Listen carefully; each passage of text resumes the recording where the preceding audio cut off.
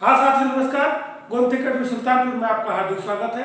आज हम भारतीय भूगोल में नदी तंत्र के जो महत्वपूर्ण प्रायद्वीपीय नदियां हैं जो बचे हुए हैं उसके विषय में आप बताएंगे। सबसे पहले आप हमारे चैनल को सब्सक्राइब कर लें, बेल दबा के आल को ओके कर लें, जिससे जो भी नोटिफिकेशन हो आपको मिलता रहे। तो जो भी रिवर सिस्टम हमने आपको हिमालय की नदियों के विषय में बताया, फिर प्रायद्वीपीय नदियों के विषय में बताया। अब प्रायद्वीपीय नदियों में हमने जो नदियां पूरब की ओर बहती, पश्चिम से पूरब की ओर बहती हैं, आज हम उन नदियों के विषय में बताएंगे जो पश्चिम की ओर बहती है, जैसे नर्मदा, ताप्ती, साबरमती, माही, लूनी, इन सब नदियों को। चैनल को सब्सक्राइब कर लें और कमेंट भी करते रहें, जिससे जो भी जानकारी हो आपको या जो भी चीज और जानना चाहते हो हमको कमेंट करते रहेंगे तो हम आपको रिप्लाई देते रहेंगे। तो आज हम भारतीय भूगोल में सबसे मुख्य रूप से हमने आपको नदी का जो चैप्टर बताया हुआ है उसमें आपको हिमालय की नदियां बता दिए, हिमालय की नदियां, फिर पूर्व की ओर बहने वाली नदियां, पूर्वी ओर। आज हम आपको जो पश्चिम की ओर नदियां बहती हैं, ये पश्चिम की ओर, तो उसके विषय बताएंगे। जैसे भारत का माई प्ले है, इसमें हमने हिमालय की नदियां, फिर पूर्व की ओर बहने वाली जो नदियां हैं, पूर्व की ओर बहने वाली जो नदियां हैं, आज जो पश्चिम की ओर, जैसे नर्मदा महत्वपूर्ण है, ताप्ती, या छोटी छोटी नदियां जो अरब या रेगिस्तान में समा जाती है, माही, लूनी, इन सब के विषय में बताएंगे। तो आज हम आपको पश्चिम की ओर बहने वाली नदियों के विषय में बताएंगे, जो कि परीक्षा के दृष्टिकोण से काफी महत्वपूर्ण है। तो पश्चिम की ओर बहने वाली नदियों में सबसे महत्वपूर्ण आप ये समझिए कि पश्चिम की ओर बहने वाली नदियों में सबसे महत्वपूर्ण कौन सा है भारत में? पश्चिम की ओर बहने वाली नदी, बहने वाली नदी, पश्चिम की ओर बहने वाली नदियों में सबसे पहला नर्मदा महत्वपूर्ण है, और इससे जरूर प्रश्न बनता है। सबसे पहले हम जानते हैं कि इसका उद्गम स्थल, उद्गम स्थल या कहां से निकलती है, तो इसके विषय में हम जानते हैं कि नर्मदा मध्य प्रदेश, किस राज्य से निकलती है? मध्य प्रदेश। किस जिले से? अनूपपुर जिला, मध्य प्रदेश के अनूपपुर, अनूपपुर जिले से निकलती है। अनूपपुर किस स्थान से? अमरकंटक पहाड़ी से, वो पठार है अमरकंटक पठार से, अमरकंटक का पठार है, वहीं से निकलती है। तो कहने का मतलब है कि प्रश्न पूछेगा कि अगर नर्मदा किस राज्य से निकलती है तो मध्य प्रदेश, मध्य प्रदेश के किस जिले से निकलती है? अनूपपुर, या किस स्थान से निकलती है? अमरकंटक। जो भी प्रश्न आएगा उस आप हल करेंगे। इसकी टोटल लंबाई कितनी है? ये महत्वपूर्ण है, 1312 किलोमीटर। कितनी? 1312 किलोमीटर। और ये समझिए कि भारत की जो नदियां हैं उसमें पांचवी बड़ी नदी है। इसकी नोट महत्वपूर्ण चीज आप जान लीजिए कि भारत की पांचवी बड़ी नदी है।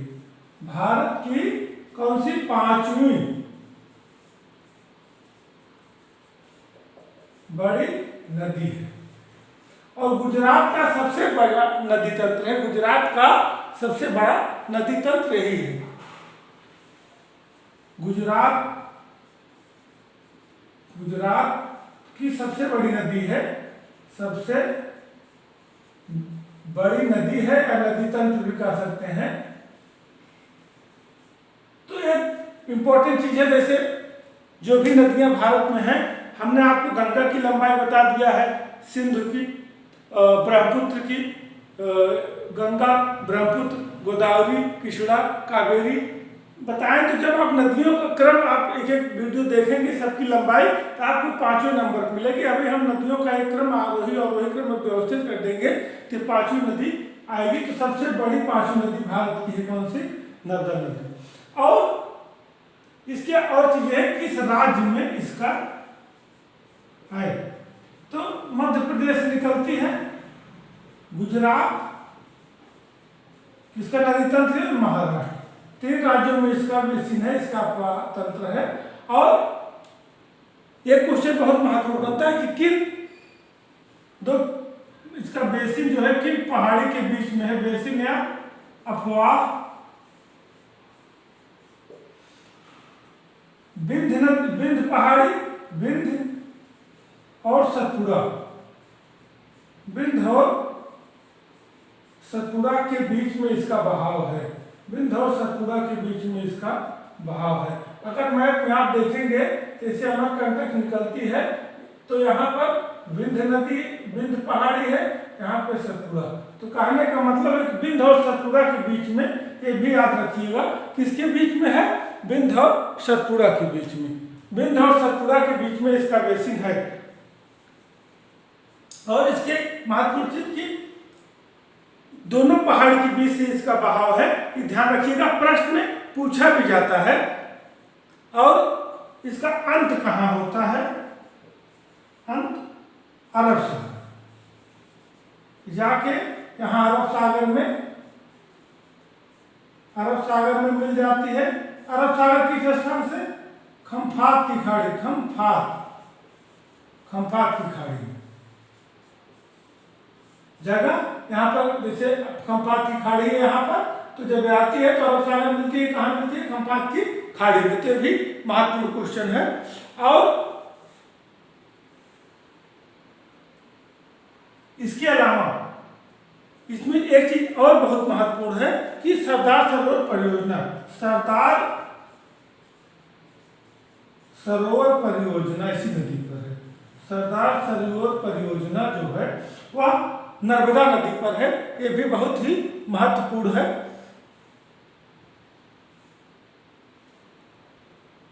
तो सबसे इंपॉर्टेंट चीज कि छोटी छोटी बातों को अगर आप क्रमबद्ध तरीके से पढ़े रहेंगे या लिखते हैं, बार बार वीडियो देखते हैं, तो आपको दिक्कत नहीं आएगी।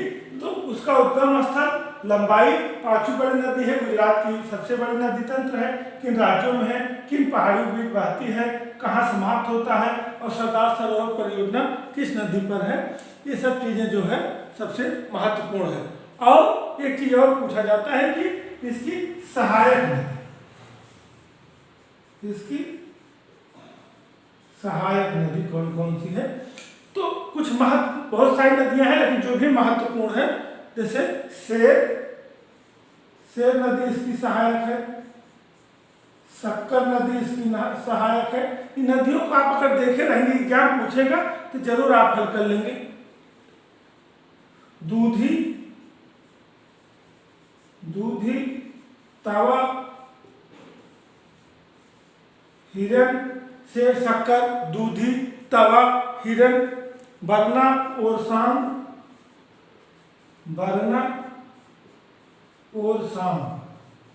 ये बहुत सारी महत्वपूर्ण सहायक नदियां हैं।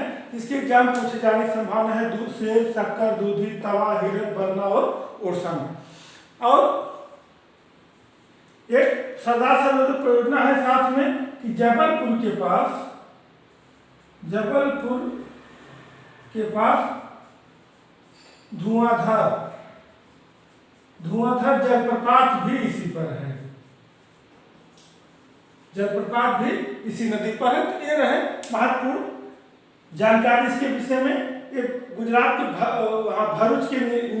भड़ौच के पास अरब सागर में समाप्त हो जाती है, खंफात की खाड़ी में। तो यहाँ से जो आपका प्रश्न बनेगा उस पर चर्चा करते हैं। उद्गम स्थल मध्य प्रदेश, अनूपपुर जिला, अमरकंटक पठार से, लंबाई 1312 किलोमीटर, और भारत की 5वीं बड़ी नदी, गुजरात की सबसे बड़ी नदी है। इसका प्रभावित राज्य मध्य प्रदेश, गुजरात और महाराष्ट्र। इसका बेसिन विंध्य और सतपुड़ा पहाड़ी के बीच में है। सबसे महत्वपूर्ण चीज, यह अरब सागर खंफात की खाड़ी में मिल जाती है। कहाँ? भड़ौच के पहले, भड़ौच। और सरदार सरोवर परियोजना इसी पर है। जबलपुर का धुआंधार जलप्रपात है। इसके साथ नदियां शेर, शक्कर, दूधी, तवा, हिरण, बरना और उरसांग है। ये महत्वपूर्ण जानकारी आप स्क्रीनशॉट ले सकते हैं। इसके बाद हम आपको ताप्ती के विषय में बताते हैं। ये हो गया नर्मदा। इसके बाद महत्वपूर्ण ताप्ती। पश्चिम की बहने वाली नदियों में सबसे महत्वपूर्ण स्थान नर्मदा और ताप्ती नदी का है।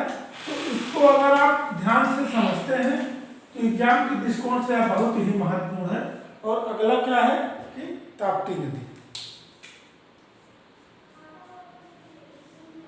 ताप्ती नदी, इसका उद्गम स्थल यह भी मध्य प्रदेश से एमपी, इसका भी उद्गम स्थल मध्य प्रदेश बैतूल जिला, बैतूल जिला के मुल्ताई से। नर्मदा का भी उद्गम स्थल है अनूपपुर जिला से, अमरकंटक से। इसका भी एमपी के बैतूल जिला के मुल्ताई से है।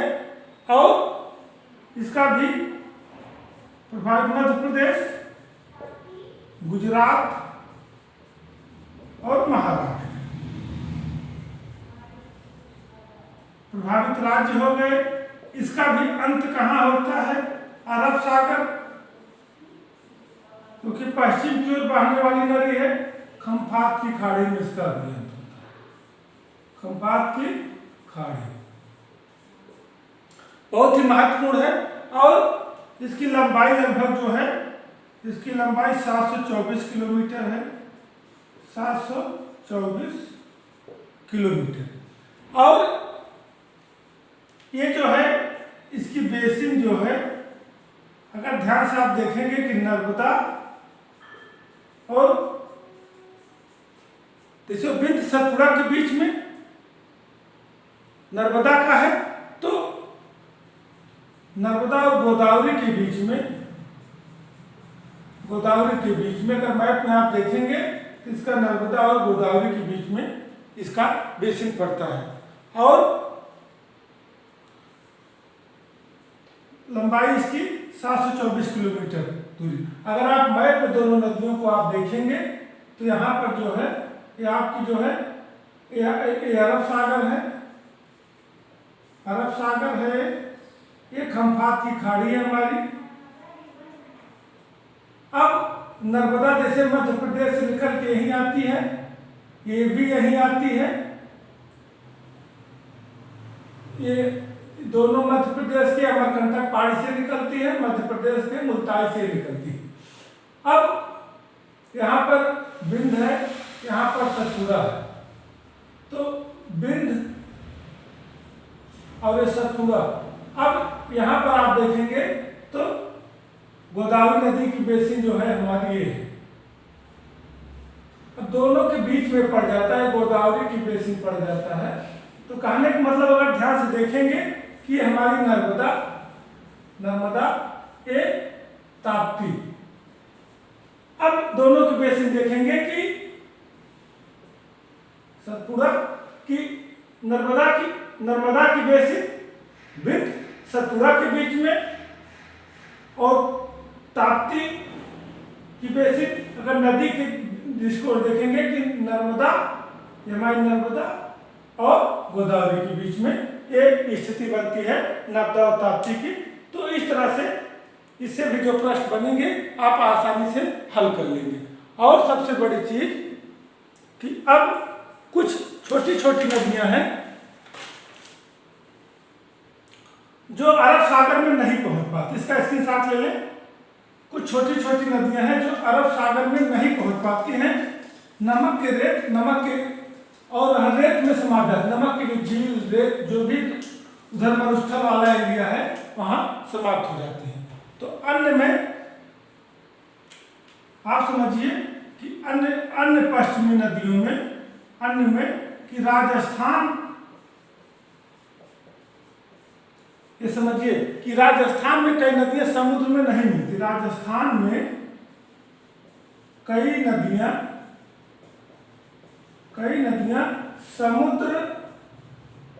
समुद्र में नहीं मिलती। क्यों नहीं मिलती है? क्योंकि ये नमक की झीलों और रेत में समाहित हो जाती हैं। क्योंकि ये नमक के झीलों और रेत में समाहित हो जाती हैं। समाहित हो जाती हैं। अब कहने का मतलब है कि मरुस्थल में समाप्त हो जाती हैं। फाइनली अब जान लीजिए कि मरुस्थल में समाप्त हो जाती हैं, वहीं पे सूख जाती हैं, ये आगे अरब सागर में नहीं पहुंच पाती हैं। ये कौन सी नदियां हैं, इनके नाम क्या क्या से हैं? तो माही, लूनी, सरस्वती, बहुत सारी नदियां हैं कि माही, लूनी, सरस्वती, बनास, घग्घर, कि माही, लूनी, सरस्वती, बनास, घग्घर, ऐसी बहुत सारी नदियां हैं जो मरुस्थल में समाप्त हो जाती हैं, ये अरब सागर में नहीं पहुंच पाती। तो एक महत्वपूर्ण क्वेश्चन जिस पे हम चर्चा कर लेते हैं, एग्जाम पूछा जाता है कि कर्क भारत में कर्क रेखा को कौन सी नदी काटती है? कर्क रेखा को भारत में कौन सी नदी काटती है? एक क्वेश्चन है, इसका आंसर आप जान लीजिए, माही। माही नदी जो है कर्क रेखा को भारत में काटती है। अगर मैप में आप देखेंगे, जो कर्क रेखा खींची गई है, इसको माही नदी क्रॉस करती है। माही, तो जब जाएगा, फिर पढ़ी नदी पढ़िए, मैप रखे रहे, तब आपको जैसे क्लियर हो जाएगा कि बिंद सतपुड़ा के बीच में हमारी नर्मदा गई है, और सतपुड़ा के बाद गोदावरी नदी की बेसिन है, तो नर्मदा गोदावरी बीच में हमारी ताप्ती है। तो इस हिसाब से आपका सेट हो जाएगा।